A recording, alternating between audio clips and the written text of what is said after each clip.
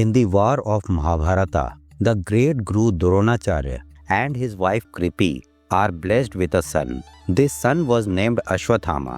With the birth of Ashwathama, there was an ominous omen in the sky, and the moon's brightness dimmed. This was a sign that some unique and terrible events would happen in Ashwathama's life. Ashwathama was an extraordinary child. He had a divine gem on his forehead, which gave him immortality and unparalleled power.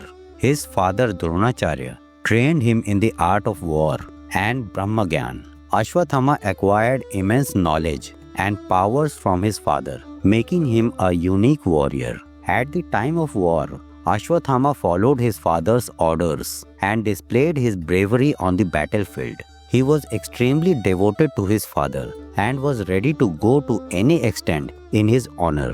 The war of Mahabharata began, and a fierce battle broke out between the Kauravas and the Pandavas. Ashwathama joined the war on the side of the Kauravas and demonstrated his unparalleled fighting skills. He was an extremely brave and fearless warrior and was successful in defeating his enemies.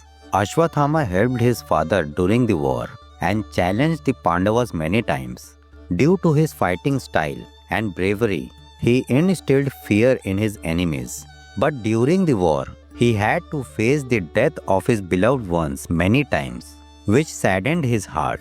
On the 15th day of the war, when Dronacharya received the false information that his son Ashwathama had been killed, he became extremely sad and laid down his weapons in the battle. Taking advantage of this, Draupadi's brother Drishtadyumna killed him. Ashwathama became extremely angry and saddened by this incident. Ashwathama was heartbroken by his father's death and he resolved to take revenge. He went to Kaurava's camp and along with his friends Kripacharya and Kritavarma killed all 5 sons of the Pandavas. This act was extremely brutal and created a deep anger in the hearts of the Pandavas against Ashwathama. Ashwathama used Brahmastra to make his revenge even more terrible. Arjuna also retaliated with Brahmastra, threatening destruction on earth. Eventually, with the intervention of Lord Krishna, both of them withdrew their Brahmastra, but Ashwathama used Brahmastra on Abhimanyu's son growing in Uttara's womb. Lord Krishna protected Uttara's womb and cursed Ashwathama that he would live and wander on earth for eternity. The curse of Lord Krishna made Ashwathama's life miserable. He was blessed with immortality, but his boon now turned into a curse. His money, which gave him unparalleled power and immortality, was taken away from him by Sri Krishna. Without Ashwathama's money, he became weak and his life was filled with hardships. Ashwathama made many attempts to get his money back, but failed every time. His money was now just a memory for him, reminding him of his days of power and glory. His power diminished, but his immortality forced him to wander for centuries. Ashwathama's life was now only turned into wandering and repentance. Every day, he repented for the crimes he had committed and lived in the longing to get his money back. After wandering the earth for centuries, Ashwathama completely repented for the crimes he had committed.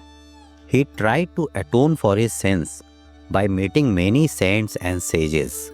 His wandering soul was in search of peace and he wanted forgiveness for his crimes.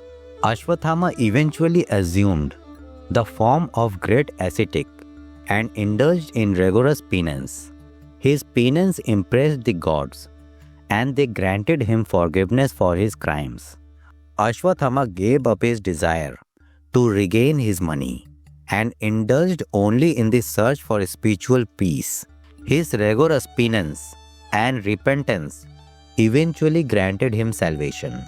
Ashwathama's soul found peace and he was freed from his sins. His life changed from that of a great warrior to that of an ascetic, and his legend has lived on for centuries as an inspirational tale. The story of Ashwathama's money is not just the story of a warrior, but of the journey of a person's soul. This story teaches us that any person can be free from his sins if he repents with a true heart and seeks spiritual peace. If you like this story, then subscribe to the channel for more interesting stories.